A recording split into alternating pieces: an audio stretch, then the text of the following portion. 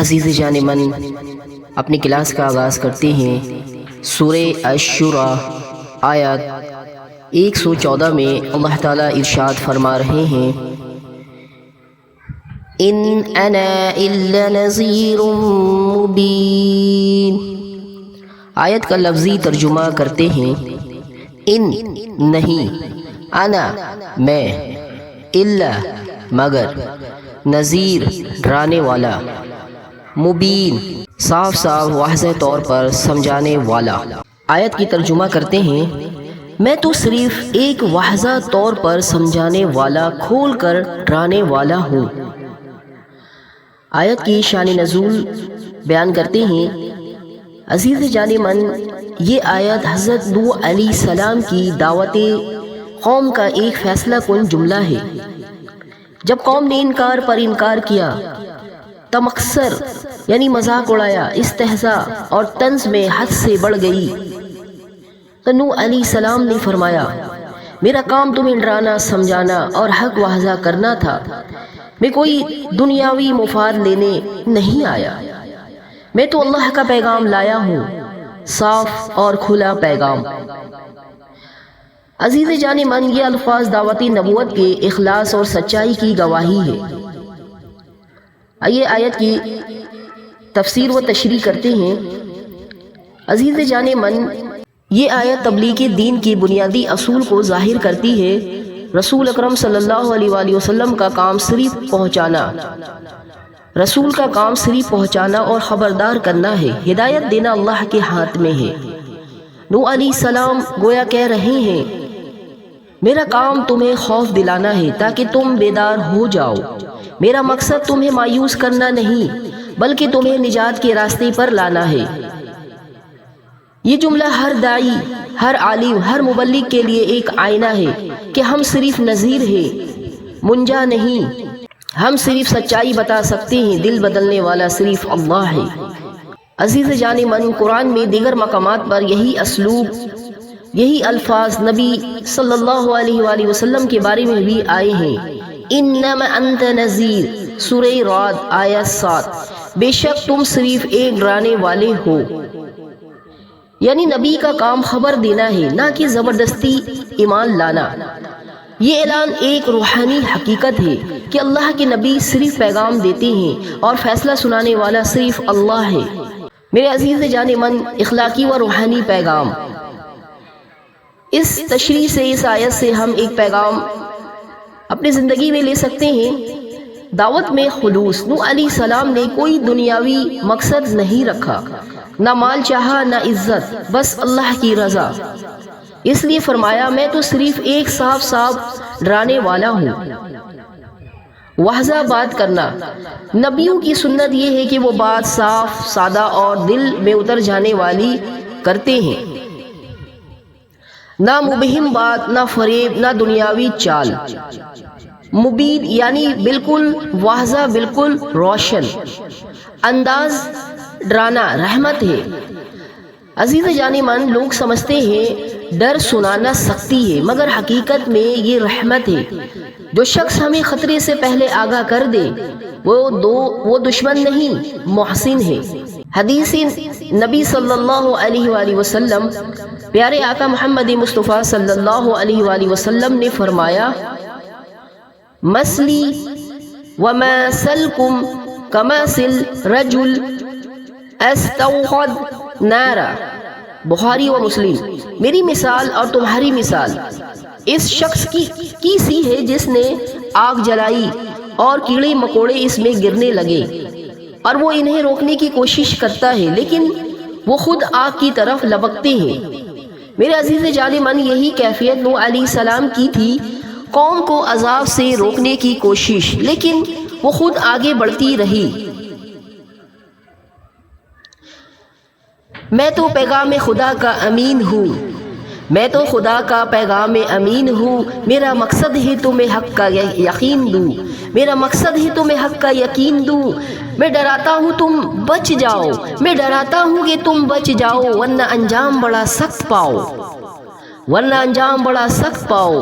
یہ نذیر ہونا دراصل رحمت ہے، یہ نذیر ہونا دراصل رحمت ہے، ورنہ کوئی کیوں تمہیں خبردار کرے، ورنہ کوئی کیوں تمہیں خبردار کرے۔ سبحان اللہ، کتنی پیاری بات ہے۔ عزیز جان من، روحانی نکتہ، ان انا الا نذیر مبین، یہ الفاظ اس شخص کے ہوتے ہیں جو اپنے مقصد کو اللہ کے سپرد یعنی حوالے کر دیتا ہے۔ یہ جملہ صبر اور یقین کی زبان ہے۔ گویا نوح علیہ السلام کہہ رہے ہیں، اے رب میں نے کہہ دیا، سنا دیا، سمجھا دیا، اب یہ تیرا معاملہ ہے۔ یہی کیفیت ہے جو بندے کو دل کا سکون عطا کرتی ہے، کیونکہ وہ اپنے فریضے کو اللہ کے حضور پیش کر دیتا ہے۔ عزیز جان من، عبرت و نصیحت لیتے ہیں اس پیغام سے، دین کی دعوت میں نتائج کی فکر نہیں، فریضے کی فکر کرو۔ اگر لوگ تمہاری بات نہ سنیں تو مایوس نہ ہو۔ نوح علیہ السلام بھی یہی گزرے، نذیر مبین بنو، حق کو چھپاؤ نہیں، نرم لہجے میں کھول کر کہو۔ نبی کا کردار وہی ہے جو آئینہ دکھاتا ہے، چاہے لوگ چہرہ چھپا لے۔ عزیز جان من، اللہ کے نبیوں کی بات صرف ڈرانا نہیں بلکہ محبت میں خبردار کرنا ہے۔ نوح نے فرمایا، میں صرف صاف صاف کھول کر ڈرانے والا ہوں، یعنی میں چاہتا ہوں تم بچ جاؤ، تم ہلاک نہ ہو۔ یہی پیغام آج بھی زندہ ہے۔ ہر اذان، ہر تلاوت، ہر نصیحت اسے نذیر مبین کی آواز ہے جو ہمیں جھنجھوڑ رہی ہے۔ اے انسان، وقت کم ہے، لوٹ آؤ اپنے رب کی طرف۔ عزیز جان من، اللہ رب العالمین سے ہاتھ اٹھا کر دل کی گہرائی سے دعا کرتے ہیں، اے اللہ ہمیں انبیاء کے اس خالص جذبے سے حصہ عطا فرما، ہمیں نذیر مبین بننے کی توفیق دے جو حق کو واضح کرے اور تیرے خوف سے دلوں کو جگا دے۔ اے رب کائنات، ہمیں ان لوگوں میں شامل کر جو نوح کی نصیحت سے بیدار ہوئے اور جن کے دل تیرے ذکر سے زندہ ہوئے، آمین یا رب العالمین۔ عزیز جان من، آئیے اگلی آیت کے لیے آگے بڑھتے ہیں۔ اللہ تعالیٰ کا ارشاد ہے، عربی متن، قالوا لئن لم تنتهِ یا نوح لتكونن من المجرمین۔ آیت کا لفظی ترجمہ کرتے ہیں، قالوا انہوں نے کہا، لئن بے شک اگر، لم تنتہی تو باز نہ آیا، یا نوح اے نوح، لتکونن تو ضرور ہو جائے گا، من المجرمین سنگسار کیے جانے والوں میں سے۔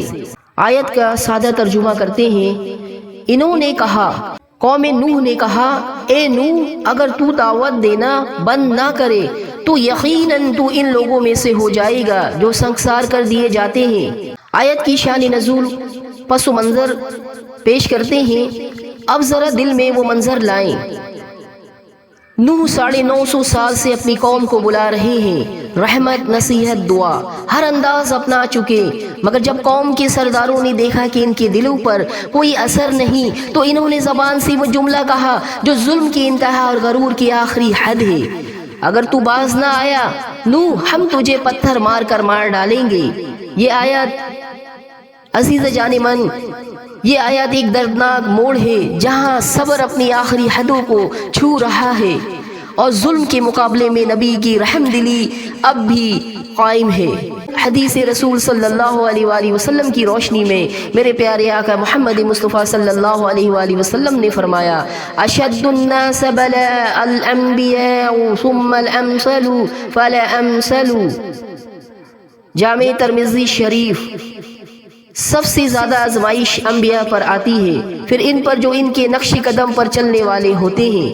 آیت کی تشریح و تفسیر کرتے ہیں۔ عزیز جان من، یہاں اللہ تعالی ہمیں یہ سبق دیتا ہے کہ نیکی کا راستہ کبھی آسان نہیں ہوتا۔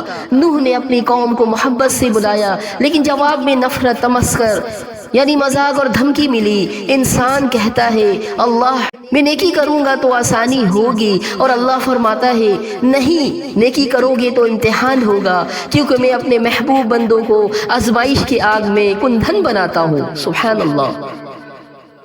نوح کی زبان سے کوئی سخت جواب نہیں نکلا، انہوں نے بد دعا بھی نہیں کی بلکہ دل میں فرمایا اے میرے رب یہ جانتے نہیں، ان پر رحم فرما۔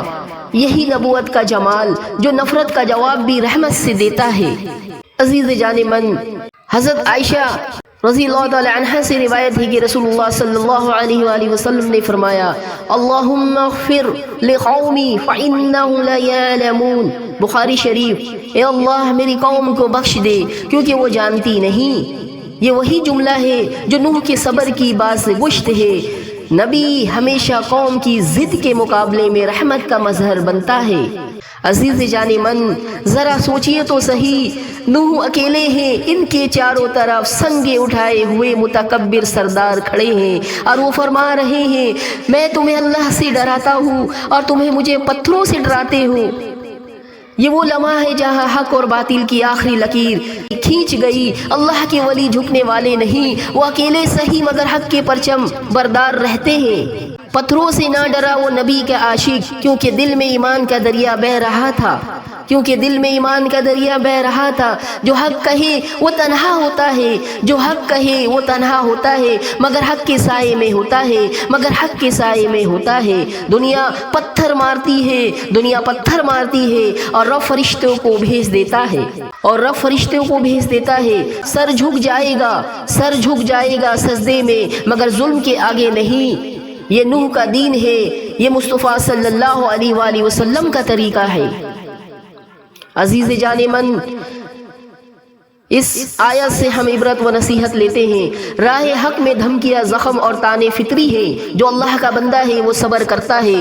انبیاء نے کبھی بدلہ نہیں لیا، صرف دعا کی۔ یہی ایمان کی معراج یعنی بلندی ہے۔ اللہ کی راہ میں اکیلا ہونا نقصان نہیں بلکہ وہ اکیلا بھی جماعت ہوتا ہے اگر اللہ اس کے ساتھ ہو۔ سبحان اللہ۔ عزیز جان من، ایک روحانی پیغام، اے بندے اگر تو حق کی بات کرے اور لوگ تجھے برا کہے تو مسکرا دے، کیونکہ نوح کو بھی یہی کہا گیا تھا۔ اگر تو اللہ کے راستے پر چل کر تنہا ہو جائے تو یقین رکھ اللہ تیری تنہائی میں اپنا نور رکھ دیتا ہے۔ عزیز جان من، اپنی بات کو اس دعا کے ساتھ ختم کرتا ہوں۔ اے رب نوح، ہمیں حق پر ثابت قدم رکھ، ہمیں ظالموں کے طعنوں سے بچا، اور جب دنیا ہمیں دھتکائے تو ہمیں اپنی محبت کا سہارا دے۔ اے اللہ، ہمیں نبیوں کی طرح صبر، حلم اور بردباری عطا کر تاکہ ہم تیرے دین کے خادم بنے، نہ کہ ڈرنے والے، نہ جھکنے والے۔ آمین یا رب العالمین۔ عزیز جان من، اگلی آیت 116 سورہ الشورى میں اللہ تعالی کا ارشاد ہے قال رب ان قومی کذبون۔ لفظی ترجمہ، قال کہا، رب اے میرے رب، ان بے شک، قومی میری قوم، کذبون انہوں نے مجھے جھٹلا دیا ہے۔ آیت کے ترجمہ کرتے ہیں نوح نے کہا اے میرے رب بے شک میری قوم نے مجھے جھٹلا دیا ہے۔ آیت کی شان نزول و پس منظر بیان کرتے ہیں۔ عزیز جان من، یہ آیت اس وقت نازل ہوئی جب نوح علیہ السلام نے 950 سال مسلسل دعوت دی، دن میں رات میں سرعام پوشیدہ انداز میں، لیکن ان کی قوم نے ان کا تمسخر یعنی مذاق اڑایا، انہیں پاگل اور گمراہ کہا، اور یہاں تک کہ ان کے ساتھ بیٹھنے سے بھی نفرت کی۔ جب ہر دروازہ بند ہو گیا، جب کوئی سننے والا باقی نہ رہا، تب نوح نے اپنے رب سے فریاد کی، ایسی فریاد جو درد کی انتہا سے نکلی تھی، لیکن شکایت نہیں تھی بلکہ عرض حال تھی۔ یہ الفاظ نبی کے دل سے نکلے ہوئے وہ آنسو ہیں جو اللہ کے حضور اقرار میں ڈھل گئیں۔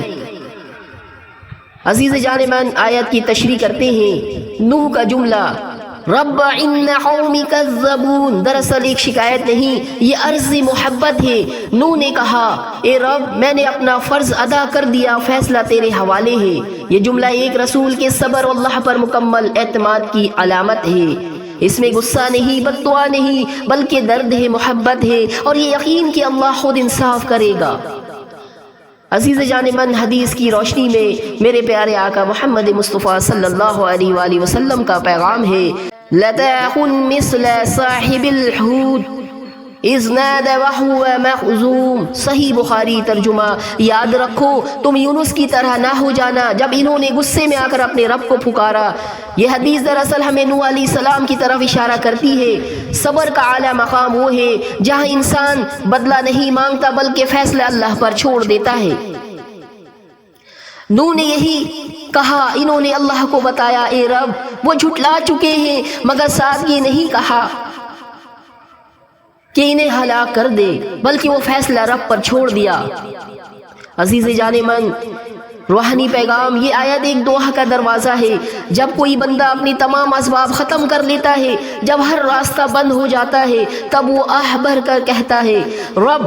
یہ رب ہی تو بندگی کی معراج یعنی بلندی ہے۔ یہ وہ لفظ ہے جس میں درد بھی ہے، امید بھی، شکست بھی، محبت بھی۔ نوح نے جب کہا رب انی قومی کذبون، تو دراصل یہ کہا اے میرے رب اب تیرے سوا کوئی باقی نہیں۔ عزیز جان من، حدیث و تفسیر کا نقطہ حضرت انس رضی اللہ تعالی عنہ سے روایت ہے، رسول اللہ صلی اللہ علیہ وآلہ وسلم نے فرمایا اذا احب اللہ عبدا ابتلاہ فإن صبر تباہ وإن رضی اصطفاہ۔ بہتی شعب الایمان۔ جب اللہ کسی بندے سے محبت کرتا ہے تو اس سے آزمائش میں ڈالتا ہے، اگر وہ صبر کرے تو اس سے چن لیتا ہے، اور اگر راضی ہو جائے تو اسے اپنا مقرب بنا لیتا ہے۔ نوح کی یہی کیفیت تھی، انہوں نے صبر کیا، راضی رہے، اور اللہ نے انہیں اولو العزم انبیاء میں شامل کر لیا۔ سبحان اللہ۔ عزیز جان من، نوح نے جب کہا رب تو عرش لرز گیا، زمین نے سجدہ کیا، فرشتوں نے آمین کہی، جھٹلایا گیا مگر زبان پہ شکوہ نہ آیا۔ یہ صبر کا دریا صرف نبیوں کے دل میں بہتا ہے۔ اللہ کے بندے کی پہچان یہی ہے، وہ تکلیف میں رب کو یاد کرتا ہے، شکایت نہیں کرتا۔ عزیز جان من، اس آیت سے عبرت و نصیحت لیتے ہیں۔ نیکی کا انکار جب حد سے بڑھ جائے تو اللہ خود میدان میں آ جاتا ہے۔ نوح کی قوم نے جھٹلایا مگر اللہ نے نوح کو عزت بخشی۔ شکایت بندوں سے نہیں رب سے کرو، شکایت بندوں سے نہیں رب سے کرو، کیونکہ بندے سن کر مذاق اڑاتے ہیں مگر رب سن کر رحمت برساتا ہے۔ ہر مومن کو کبھی نہ کبھی نوح بننا پڑتا ہے، اکیلا مگر اللہ کے ساتھ۔ عزیز جان من، جب سب دروازے بند ہو جائے، جب سب دروازے بند ہو جائے، جب قوم تمہیں جھٹلا دے، جب لوگ تمہیں خلوص کا مذاق اڑائے، جب لوگ تمہارے خلوص کا مذاق اڑائے تو نوح کی طرح کہہ دو رب انی قومی کذبون۔ یہ جملہ صرف ایک دعا نہیں، یہ ایک اعلان ہے کہ اب میرا معاملہ اللہ کے سپرد ہے۔ دنیا تمہیں جھٹلا سکتی ہے مگر رب تمہیں کبھی اکیلا نہیں چھوڑتا۔ نوح نے قوم سے نہیں کہا کہ میں بدلہ لوں گا، بلکہ کہا رب، یعنی اب میرا درد تیرا ہے اللہ۔ عزیز جان من، اپنی بات کو اس دعا پہ ختم کروں گا، اے اللہ جب لوگ ہمیں جھٹلا دے تو ہمیں نوح کا صبر عطا فرما، جب راستے بند ہو جائے تو ہمیں تیرا رب کہنا یاد رہے۔ اے اللہ ہمیں ان بندوں میں شامل کر جو آزمائش میں بھی تیری رضا پر قائم رہتے ہیں اور جو تیرے فیصلے پر راضی ہوتے ہیں۔ آمین یا رب العالمین۔